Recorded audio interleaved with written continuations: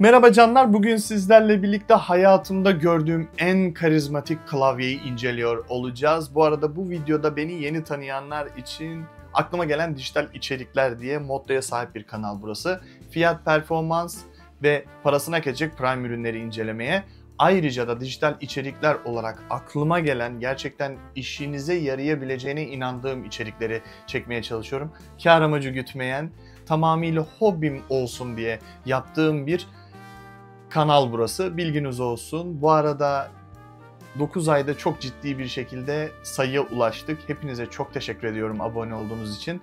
Eğer beğeniyorsanız beğenmeyi, yorum yapmayı, feedbackleri bırakmayı, zildirimleri açmayı unutmayın. Beğenmeme butonu da var. Kesinlikle özgürsünüz. O yüzden hayatımda gördüğüm en karizmatik klavyeye geçmeden önce kutu açılışı, sonra komponentlerini inceleyelim. Sonrasında ise bir ses testi ve uygulaması üzerinden nasıl kontrol edeceğimizi görelim. Hazırsanız introdan sonra videoya geçelim. Let's go! Ya çok heyecanlıyım, inanılmaz karizmatik. Ya çıkarıp koleksiyonumun arasına koymamak için kendimi zor tuttum ama belki hani hadi let's go.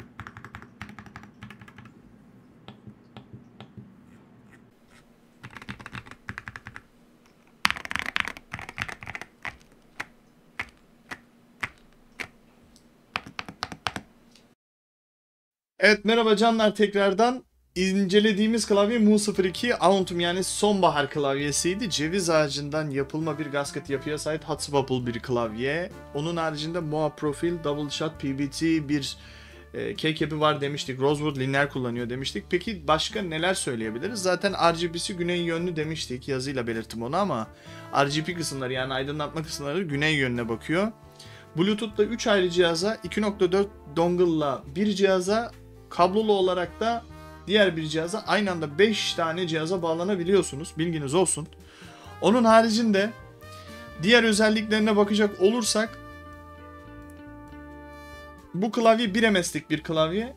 1000 Hz polling rate'e sahip, 4000 mAh'lık bir batarya söz konusu. İçerisinde yani yaklaşık 1 hafta 10 gün boyunca bir tek şarjda kullanabiliyorsunuz. Emin olun buna. Switch'ini Aqua Rosewood lineer switch demiştik zaten. NK rollover var. Bu ne demek? Anti-ghosting'i var klavyenin. Bütün tuşları aynı anda bastığınız zaman bile algılıyor. Dimensionlarına bakacak olursak 152 mm 336 mm yaklaşık 36.8 mm'de derinliği var. Bunu santime çevirdiğimizde 15-15,5 yaklaşık 33,5 yaklaşık bir de 4 santim derinliği var.